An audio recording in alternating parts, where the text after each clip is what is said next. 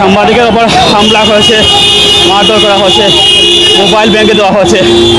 পরিস্থিতি নিয়ন্ত্রণে বাংলাদেশ সেনাবাহিনী আবারও তাদের প্রদর্শী ভূমিকা পালন করতেছে। বাংলাদেশ সেনাবাহিনী ইতিমধ্যে এসেছেন।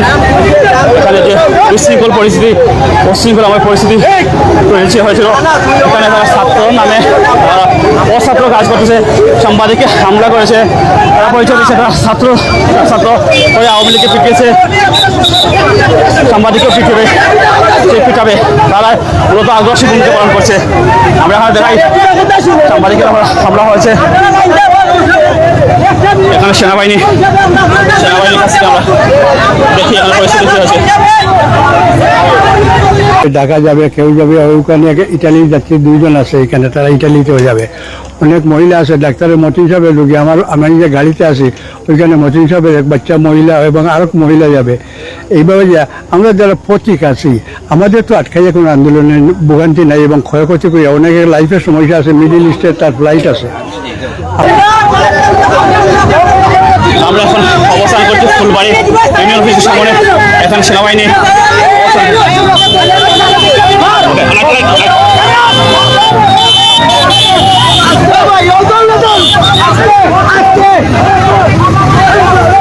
আমরা এখানে দেখাই একটা হামলা হয়েছে,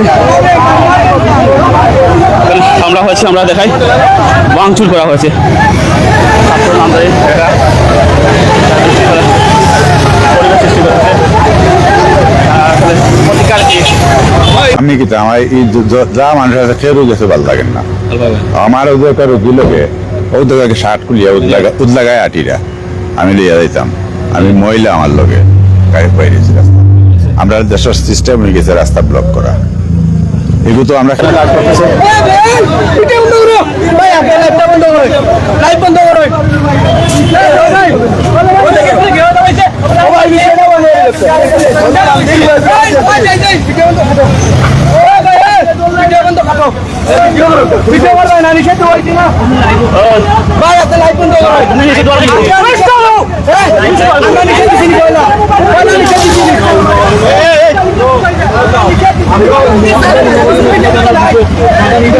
আন্দোলন করতে হইলে আপনার নিয়মতান্ত্রিক ভাবে করতে হইব, রাস্তা অবরোধ হলে কোনো আন্দোলন। আমি যখন রিপোর্ট করতে যাই, লাইভে যাই, তারা আমাকে বলছে আমরা আওয়ামী লীগকে হরাইছি, ছাত্রলীগকে হরাইছি, সাংবাদিককেও পিটিয়ে সরাবো, আমাকে রিপোর্ট করতে দেয় নাই। এখন আপনারা বলছেন নিয়মতান্ত্রিক হবে, তারা তো নিয়মতান্ত্রিক কিছু মানে না, মানব না। এটা একটা অমানবিক কারবার। এই যে অসুস্থ মানুষ, আপনার অনেক লোকের বিভিন্ন সমস্যা নিয়ে রাস্তার মধ্যে বাইরে হয়েছে, এই রাস্তাটা বন্ধ করা এটা অমানসিক, এটা কোনো নিয়মতান্ত্রিক কোনো আন্দোলন নয়। এর লাগে আমার উদাত্ত আহ্বান থাকবো, আপনারা দাবি দেওয়া নিয়ে নিয়মতান্ত্রিক ভাবে আন্দোলন চালাইয়া যান, আমরা আপনারা সহযোগিতা করবো। একটু চাচা বলবেন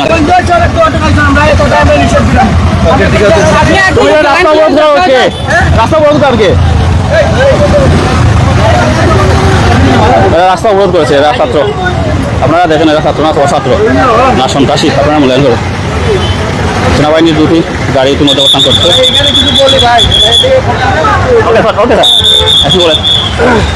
আমরা আজকে সারাদিন কাজ শেষ করে বাসায় যাবো, বাসায় এখন অবরোধ করছে, এখন আমরা বাসায় যেতে পারতেছি না, এখানে বিদ্যুৎ না থাকার কারণে এই অবরোধটা শুরু হয়েছে। আমি আসলে জনগণ এবং সরকার দুজনকে দায়িত্বশীল আচরণ করার জন্য আহ্বান জানাচ্ছি। সাংবাদিকের ওপর হামলা হয়েছে, মারধর করা হয়েছে, মোবাইল ব্যাংকে দেওয়া হয়েছে। পরিস্থিতি নিয়ন্ত্রণে বাংলাদেশ সেনাবাহিনী আবারও তাদের প্রদর্শী ভূমিকা পালন করতেছে। বাংলাদেশ সেনাবাহিনী ইতিমধ্যে এসেছেন। এখানে যে বিশৃঙ্খল পরিস্থিতি, উশৃঙ্খলাময় পরিস্থিতি তৈরি হয়েছিল, এখানে তারা ছাত্র নামে অছাত্র কাজ করতেছে, সাংবাদিককে হামলা করেছে, তারা পরিচয় দিচ্ছে তারা ছাত্র ওই আওয়ামী লীগকে পিটিয়েছে, সাংবাদিকও পিটাবে, তারা মূলত আগ্রাসী ভূমিকা পালন করছে। আমরা এখানে দেখাই সাংবাদিকের হামলা হয়েছে। এখানে সেনাবাহিনীর কাছে আমরা দেখি এখানে পরিস্থিতি কি হয়েছে।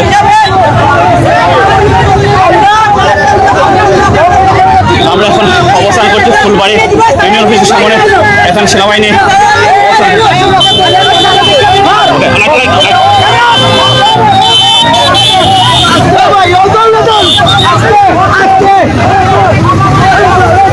আমরা এখানে দেখাই একটা হামলা হয়েছে।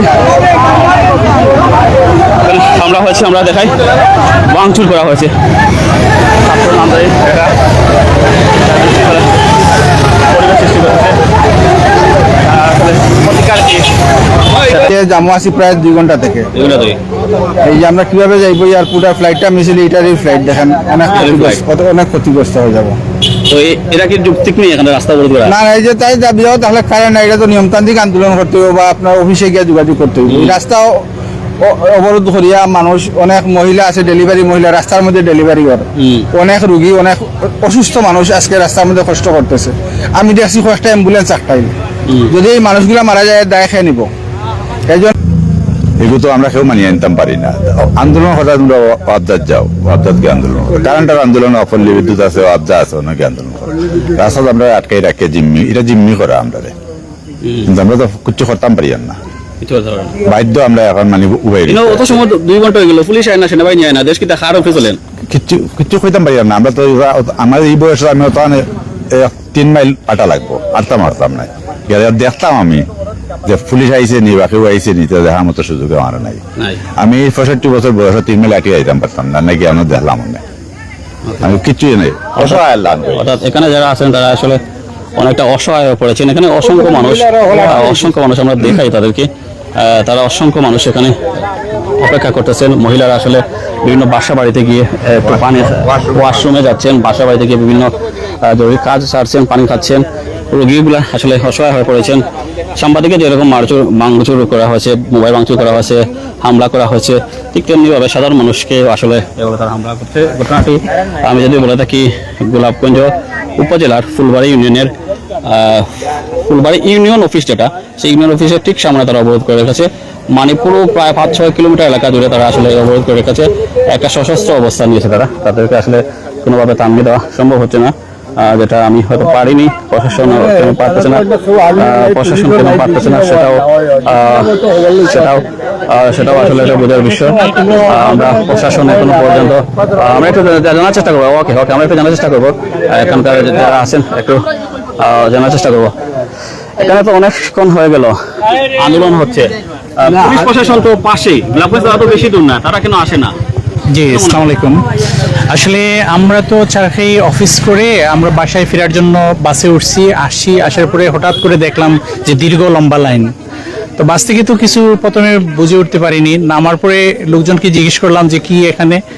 তখন ওনারা বলল যে ওই ইউনিয়ন অফিসের সামনে নাকি মানে ইলেকট্রিসিটির দাবিতে ওনারা বসে পড়ছে। তো যেটা হচ্ছে সব দাবি দেওয়া আদায়ের জন্য নিয়মতান্ত্রিক পদ্ধতি আমাদেরকে অনুসরণ করতে হবে। এই যে চরম ভোগান্তি, এখানে দেখতেছি কয়েকজন ডেলিভারি রোগী যাইতে পারতেছে না, মানে অনেক লোকজন কান্নাকাটি করতেছে। এটা তো আসলে আমরাই তো মানুষ, আমরাই তো এই এলাকার মানুষ। সো আমাদের এই বিষয়গুলো আসলে মানবিকতার দিক দিয়েও বিবেচনা করা উচিত। আর বিদ্যুতের যে দাবি, এটা তো আসলে আমাদের জাতীয় দাবি, এটা সব জায়গায় লোডশেডিং হচ্ছে, কিন্তু তারপরেও আমাদের এটা মীমাংসার স্থল আছে। যথাযথ কর্তৃপক্ষের সাথে আমরা বসতে পারি, এলাকার গণ্যমান্য লোকজন আছে, তারপরে ইলেক্টেড এমপি সাহেব আছেন, ওনারা বসে এটার মীমাংসা করবেন। কিন্তু আমরা এলাকাবাসী হঠাৎ করে যদি রাস্তা অবরোধ করে ফেলি, এটা আসলে ঠিক না। এটা কোনোভাবেই মানে এই যে ভোগান্তি, এখানে অনেক শিশু আছে, অনেক অসুস্থ মহিলা আছে এবং অফিস যাত্রী বিভিন্ন ক্যাটাগরির লোকজন আছে, কিন্তু ওনারা সারাদিন ব্যস্ততার পরে বাড়ি ঘরে যাবে, কিন্তু এই পরিস্থিতি একটা প্রতিকূল অবস্থা তৈরি করে এখানে রাখা হয়েছে। এটা আসলে কোনোভাবেই কাম্য না। আমি প্রাইম সিলেটের মাধ্যমে আমি যথাযথ সিলেট কর্তৃপক্ষ বা আইন শৃঙ্খলা বাহিনীর যারা আছেন, যদি আপনাদের নজরে আসে, আপনারা দ্রুত এই ব্যবস্থার সুরাহা করে রাস্তাটা ক্লিয়ার করে জনমানুষের দুর্ভোগটাকে লাঘব করার জন্য অনুরোধ করছি। ধন্যবাদ। আমরা একটু চাচার কাছ থেকে আপনি তো অনেক বয়স্ক মানুষ।